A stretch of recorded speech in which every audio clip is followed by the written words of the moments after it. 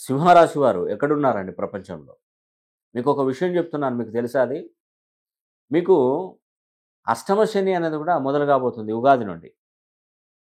అష్టమ శని ఉన్నప్పుడు సింహరాశి వారికి ఏ విధమైనటువంటి నష్టాలు జరుగుతాయో తెలుసా? వ్యాపారం పెట్టినటువంటి వారికి దానిలో నష్టాలు జరుగుతాయి. లాటరీ టికెట్లు గానీ, ఏదైనా కొన్ని కొన్ని సందర్భాలలో బెట్టింగ్స్ ఇవన్నీ చేస్తారు. అన్నీ లాసేనండి. శని ప్రభావం, అష్టమ శని ప్రభావం. తర్వాత ఈ వివాహ సమస్యలతో ఇబ్బంది పడుతున్నారు. వివాహాలు కూడా కొంచెం ఆలస్యమయ్యే అవకాశాలుంటాయి.